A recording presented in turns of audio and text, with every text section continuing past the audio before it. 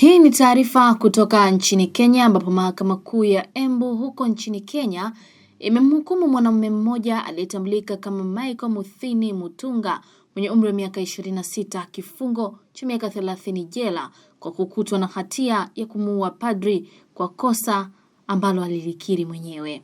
Michael alituhumiwa kumuua Padre Michael Maingi Kyego, kitendo alichodaiwa kukifanya mnamo Oktoba 8, 2019. Huku kijana huyo akidai kuwa Padri aliyemuua alifanya kitendo hicho baada ya padri huyo kumlazimisha kwa nguvu amuingilie, ni kwa lugha nyingine amlawiti. Wakati jaji wa Mahakama Kuu ya Embu Lucy Njuguna akisoma hukumu hiyo, ameeleza kuwa baada ya mtuhumiwa kufanya mauaji hayo, aliendelea kutumia mali za marehemu ikiwa pamoja na fedha na gari ya padri huyo. So the court has noted that the first accused person is a first offender.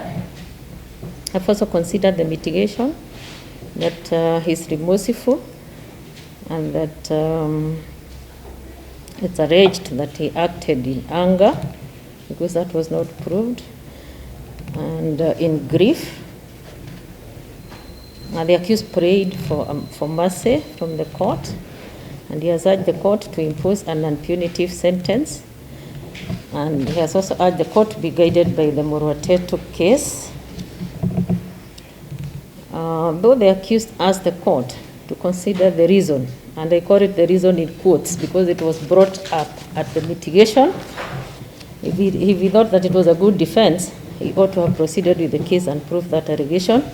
So if the accused asked the court to consider the reason, in quotes, why he committed the offense, and he admitted that he took the law into his own hands, and as a result of that, an innocent life was lost through his heinous crime.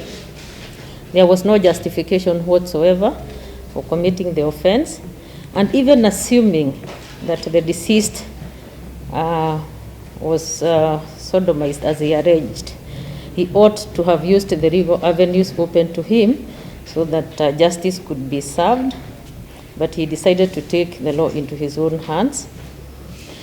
I also noted the conduct of the accused person immediately after he committed the offense. It betrayed his innocence by all means. He unjustly enriched himself with the money that he withdrew from the deceased M-Pesa and the bank accounts, which was done within 3 days. And within the 3 days, he had withdrawn a whopping 400,000. He also took into possession of the deceased motor vehicle and converted it into his own use and continued to drive it as his own without a care. I've perused the victim impact report in this case, and I note that he was the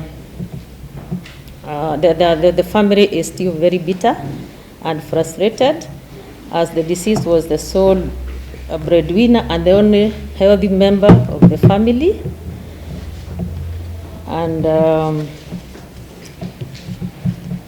And I find that the circumstances under which this offense was committed calls for a severe and deterrent sentence.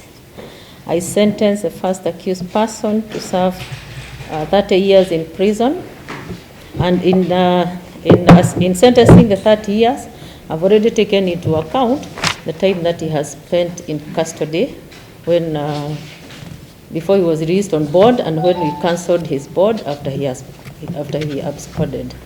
Those are the orders of the court. Michael Muthini Mutunga alishtakiwa pamoja na wenzake wawili ambao ni Kavivya Mwangangi pamoja na Solomon Mutava Wambuawakidaiwa kufanya kosa hilo katika eneo la Makina ndani ya kaunti ndogo ya Mbeere nchini Kenya. Taarifa hii imeandaliwa na Innocent Matara kutoka Kenya. Kwenye mitandao ya kijamii Facebook na Instagram ni Global Publishers.